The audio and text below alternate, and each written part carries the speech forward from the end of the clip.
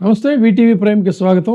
ఆంధ్రప్రదేశ్‌లో ఎడాపెడా social media కార్యకర్తల మీద మొదలైనటువంటి అక్రమ కేసులు చివరికి మెయిన్ స్ట్రీమ్ మీడియా ఎడిటర్ల మీద కూడా కేసులు పెట్టే స్థాయి దాకా ఎదిగారు. అయితే మరి ఈ కేసుల పరిస్థితి ఏంటి? ఈ కేసులు నిలబడతాయంటే నిలబడతాయో లేదో తర్వాత సంగతి, ముందైతే లోపల పడేద్దాం, తర్వాత సంగతి తర్వాత అనుకుంటున్నారు. కానీ దీనివల్ల రేపు భవిష్యత్తులో భారీ మూల్యం చెల్లించుకోక తప్పదు. ముఖ్యంగా ప్రధానంగా సుప్రీంకోర్టు తాజాగా ఇచ్చినటువంటి కామెంట్స్ కొన్ని చూసినట్లయితే అత్యద్భుతమైనటువంటి కామెంట్స్ ఇవి. మీడియా వారికి ఒక రకంగా చెప్పాలంటే కొత్త ఎనర్జీ ఇచ్చేటువంటి కామెంట్స్ కింద కూడా వీటిని చూడాలి. ఇది లేటెస్ట్గా జరిగినటువంటి ఇది ఏంటంటే, సుప్రీంకోర్టు చాలా స్పష్టంగా చెప్పింది ఏంటంటే, కోర్టులు ఓపెన్ పబ్లిక్ ఇన్స్టిట్యూషన్స్, అంటే బహిరంగ ప్రజా వ్యవస్థలు ఇవి.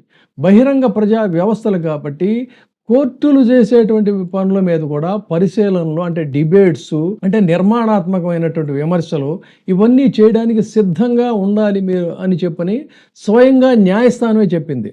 కానీ పాపం ఆంధ్రప్రదేశ్ ప్రభుత్వానికి విమర్శ అనేది ఏమాత్రం ఇటీవల కాలంలో కించిత్ విమర్శను కూడా వాళ్ళు తట్టుకోలేకపోతున్నారు. అసలు జర్నలిజంలో మెయిన్ బేసిక్ పాయింట్ అంటే comment is free but truth should be sacred అనేటువంటిదే జర్నలిజం యొక్క మూల సిద్ధాంతం. సరిగ్గా ఇవాళ సుప్రీంకోర్టు కూడా ఇదే విషయాన్ని చెప్పింది. కానీ ఆంధ్రప్రదేశ్ ప్రభుత్వం మాత్రం పాపం దీన్ని జీర్ణించుకోలేక ఎడాపెడా కేసులు పెడుతూ ఉన్నారు. పత్రికలు మాత్రమే కదా, ప్రజలు కూడా. సుప్రీంకోర్టు చెప్పినటువంటి మాట ఇది. ముఖ్యమైన ఇష్యూస్ మీద పత్రికలు, ప్రజలు చర్చించాలి. కోర్టుల గురించి కూడా చర్చించాలి. ఇంకోటి ఏంటంటే, అసలు చాలామంది జర్నలిస్టులకు కూడా, సీనియర్స్ కూడా కొన్ని కేసులు విచారణలో ఉంటాయి. ఆ కేసులు విచారణలో ఉన్నప్పుడు వాటి గురించి రాయాలంటాము, ఇది సబ్జుడీస్ అవుతుంది అంటారు. ఈవెన్ గవర్నమెంట్ అఫీషియల్స్ కూడా ఇది సబ్జుడీస్ అవుతుంది అంటారు. కానీ ఇక్కడ సుప్రీంకోర్టు చాలా స్పష్టంగా చెప్పింది. వాళ్ళ యొక్క కామెంట్స్నే నేను ఇక్కడ యథాతథంగా మీకు ప్రజెంట్ చేస్తున్నా చూడండి. Every important issue needs to be vigorously debated. జాగ్రత్తగా గుర్తుపెట్టుకోండి. Vigorously debated by the people and the press, even if the issue debate is sub judice before the court.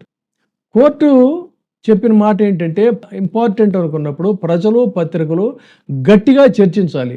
ఆ అంశం ఒకవేళ చర్చించేటువంటి అంశం కోర్టు ముందు విచారణలో ఉన్నప్పటికీ కూడా, ఇది చాలా చాలా కీలకమైనటువంటి కామెంట్ ఇది.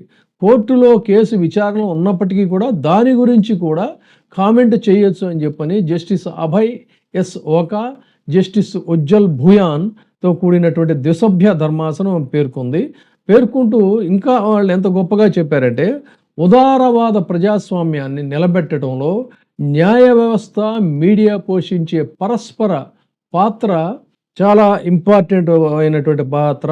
ఈ రెండు సంస్థలను కూడా భారతదేశ రాజ్యాంగ చట్టానికి మూల స్తంభాలను పేర్కొంది. అంటే మీడియాకి ఎంత ఇంపార్టెన్స్ ఇచ్చిందంటే, ఈక్వల్ టు జ్యుడిషియరీ. చూడండి, ఈక్వల్ టు ఎగ్జిక్యూటివ్ అని చెప్పలా.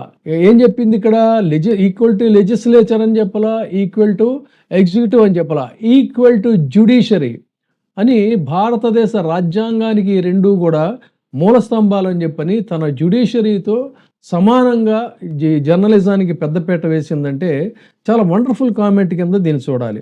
దీని పూర్వాపరాలు ఏంటి అని చూసినట్టయితే, వార్తా సంస్థ ఏఎన్ఐ దాఖలు చేసినటువంటి డిఫామేటరీ కేసులో, పరువు నష్టం కేసులో, ఈ వికీపీడియా పేజీ ఇది డిఫామేటరీగా ఉందని చెప్పని ఢిల్లీ హైకోర్టు ఒక తీర్పు ఇచ్చింది. ఈ తీర్పుని కూడా పక్కన పెట్టేసేసింది సుప్రీంకోర్టు. ఇప్పుడు ఏ రకంగా అయితే ఆంధ్రప్రదేశ్లో సాక్షి ఎడిటర్ మీద, సాక్షి జర్నలిస్టుల మీద, వాళ్ళ మీద కేసులు పెడతా ఉన్నారో డిఫామేటరీని, అదే రకంగా ఒక డిఫామేటరీ కేసు వచ్చింది. దాన్ని సుప్రీంకోర్టుకి వెళితే సుప్రీంకోర్టుకి దీన్ని పక్కన పెట్టేసేసి హైకోర్టు ఇచ్చినటువంటి ఉత్తర్వులని సుప్రీంకోర్టు వాటిని పక్కన పెట్టేసి ఏం కామెంట్ చేసిందంటే, లిబరల్ డెమోక్రసీ డెవలప్ అవ్వాలి అన్నట్లయితే న్యాయ వ్యవస్థ, మీడియా పరస్పరం సహకరించుకోవాలి అని సుప్రీంకోర్టు ఒక కామెంట్ చేస్తూ, లిబరల్ డెమోక్రసీ అంటే ఇప్పుడు ఉన్నటువంటి ఆంధ్రప్రదేశ్లో నడుస్తున్న డెమోక్రసీ కాదు, లిబరల్ డెమోక్రసీ డెవలప్ అవ్వాలంటే న్యాయ వ్యవస్థ, మీడియా పరస్పరం ఒకదానికొకటి సహకరించుకోవాల్సినటువంటి అవసరం ఉన్నది అని చెప్పారు. మరీ అన్నాం కదా అని చెప్పని న్యాయ వ్యవస్థని మరీ తూర్పారబట్టి, అంటే డిఫామేటరీగా అవమానకరమైనటువంటి రీతిలో కనుక చేసినట్టయితే అప్పుడు దానికి జస్టిస్ అయ్యర్ ప్రస్తావించినటువంటి 6th ప్రొవిజన్ ప్రకారంగా కోర్టులు చర్యలు తీసుకోవాలి. అంతే తప్ప మీడియా ఇలా చేయాలి, అలా చేయాలి, ఆ పేజీలు తీసేసేయండి, ఈ పేజీలు పెట్టండి అని చెప్పడం మా పని కాదు.